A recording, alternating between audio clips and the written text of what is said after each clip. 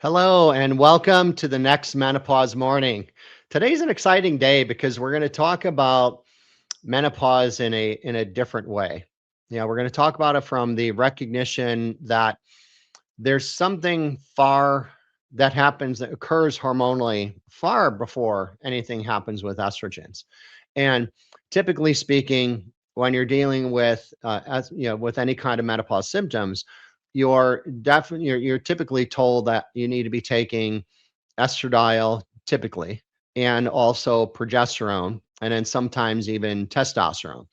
And very few times have I ever heard that anybody where it's been explained that there's something above that that's essential for your body to naturally produce these hormones. And let me get right into like the true natural response to going into menopause. So if you think about it from the perspective of you start in childbearing years. So during childbearing years, you're going to have a monthly cycle, and you do have the opportunity to conceive, to carry a child, and to give birth to a child, right?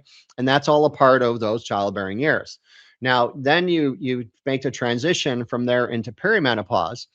So what's happening during perimenopause is your body is, and specifically your ovaries, are starting to reduce their production of the estrogens in the ovaries. And predominantly your you need, well, even just to be really clear, you need three estrogens. You need estrone, estradiol, and estriol.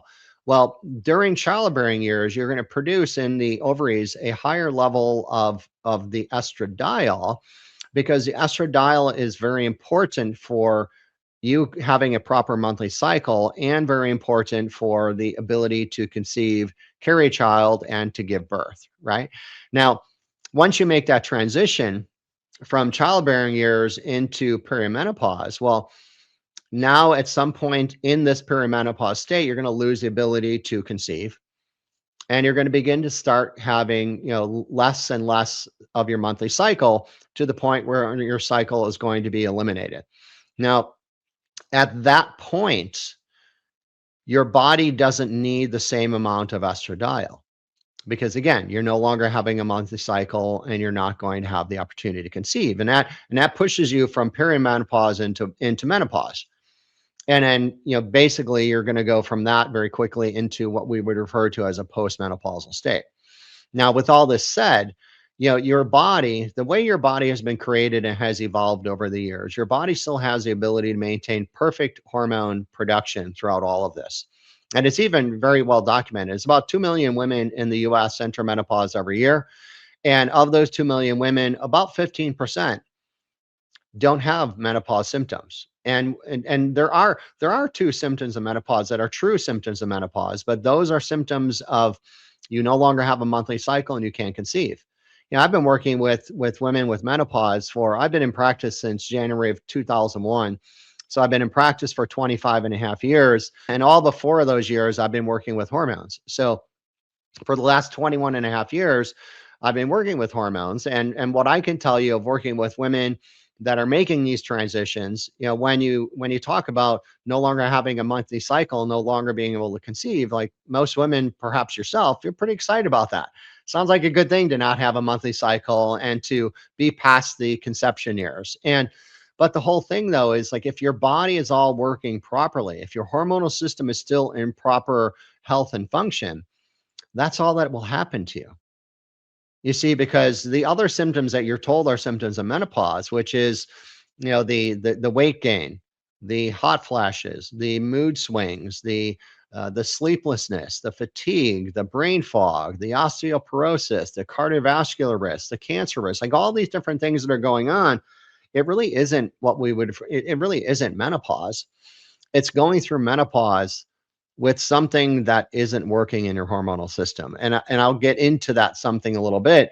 And what I really want you to understand, that there is a mother hormone of this whole system that you've probably never heard of, that needs to be in balance for you to go through this transition in the healthiest way possible.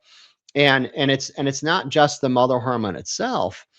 It's what you need for that mother hormone to be produced in your body and what you need for that hormone to be basically converted into other hormones. And I'm gonna bring up a picture here that will make this a little bit more clear for you.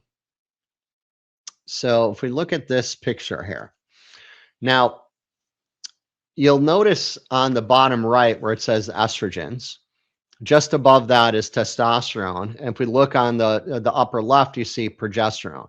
Now, those are typically the hormones that are suggested for you when you enter into this transition from, again, childbearing years into perimenopause, menopause, and postmenopausal. Yet, nobody's really talking about what's in the circle. You see, because when you're in childbearing years, you are producing about two-thirds of your estrogen and your progesterone right from your ovaries. Yeah, but postmenopausally, as you're making these transitions, you're not doing that from the ovaries anymore. Now you're dependent on your adrenal glands to produce the highest amount of your estrogens and progesterone. And as a woman, you've been dependent on your adrenal glands throughout your whole life to produce the testosterone. Yeah, now within this though, the recognition is that the production of these hormones, again, in childbearing years, you're producing two-thirds of the estrogen and progesterone in your ovaries specifically.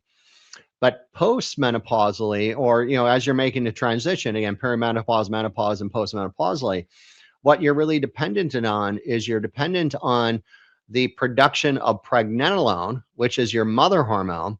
And if you look at the path on this, it goes from pregnenolone. The pregnenolone gets converted into something called DHEA. That then gets converted eventually into testosterone. And then your body will convert testosterone into estrogen. So for you to go down the pathway to have proper estrogen production, this is going on in your adrenal glands.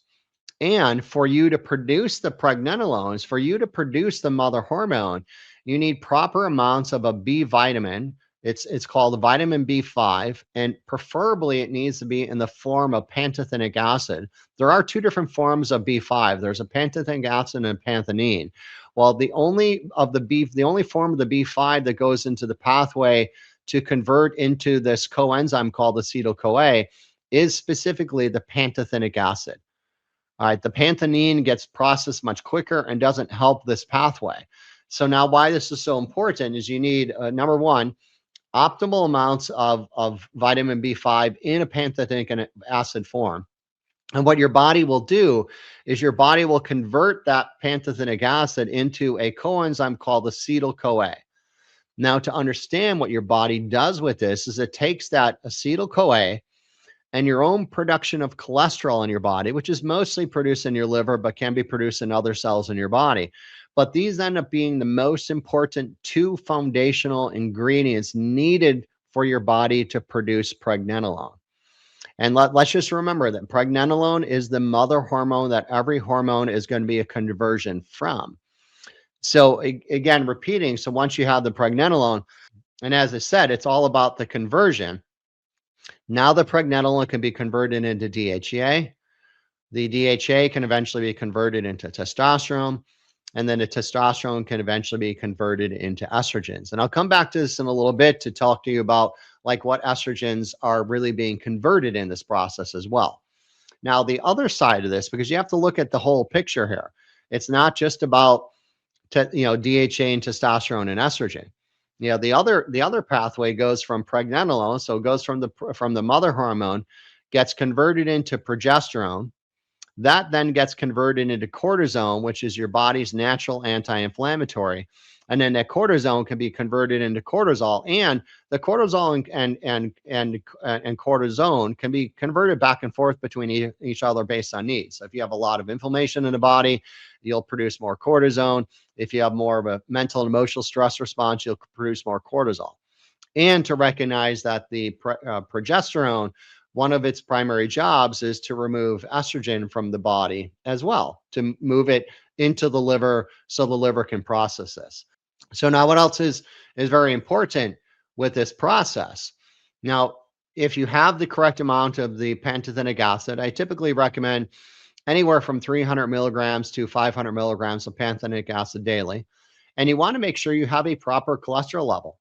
If your cholesterol is too low, you're missing one of the key ingredients for hormone production. So you want your cholesterol always above 150, ideally somewhere between 150 and 200. And even the most important ideal aspect of cholesterol is you want an HDL, which is known as the good cholesterol, to be at 55 or above. And you would like your LDL to be no more than double your HDL. So if you have as an example, if you have an HDL of 70, you don't want your LDL to be more than 140, right? So that means you have proper cholesterol and balance on ratios of the good versus the bad cholesterol to be healthy. Now, again, once you have this in your body, then your body can use that coenzyme and the cholesterol to produce the pregnenolone. Now, the other key here is to remember a lot of this is tied into conversions. So now you can convert the pregnenolone into the DHA, into the testosterone, into the estrogens. And do you know what you need to make that conversion? Is you need adequate levels of zinc. Yeah, because zinc plays a huge role in your body. It's essential for DNA replication. It's essential for immunity. It's essential for turnover of your gut tissue. Like, it's just endless what zinc does. But one of the important things that zinc does in your body is it allows you to convert estrogens. And remember, postmenopausally, you're not gonna be producing the estrogen and progesterone in your ovaries anymore.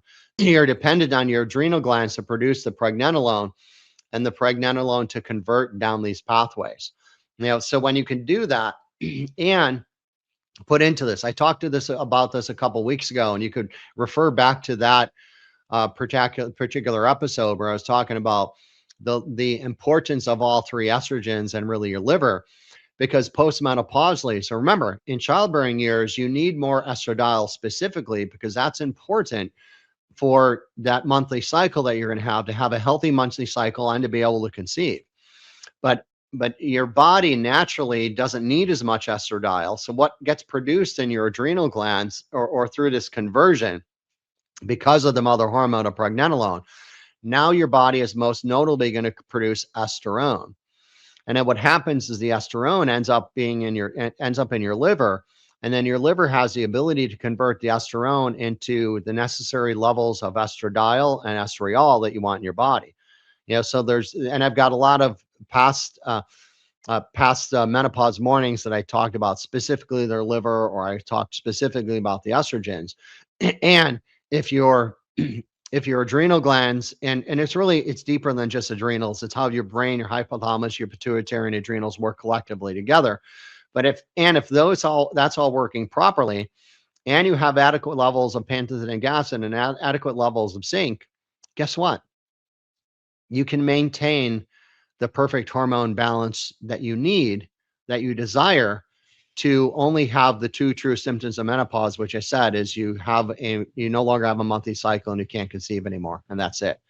So I wanted to make sure you have this information so you understood the importance of the mother hormone, which is pregnenolone, to take the steps that you need to make sure that your mother hormone is in a healthy place. And I do always, with my clients in my practice, I'm always using a 24-hour urine collection to look at all of these hormones plus so much more to know where you're balanced and where you're imbalanced, to make the correct recommendations and steps to support your natural menopause relief. So have a great day. Thank you for taking time out of a busy day to really listen to this information. And if you have any comments or questions, please put it in below this video and I will address that for you personally. Have a fantastic day. Talk to you soon.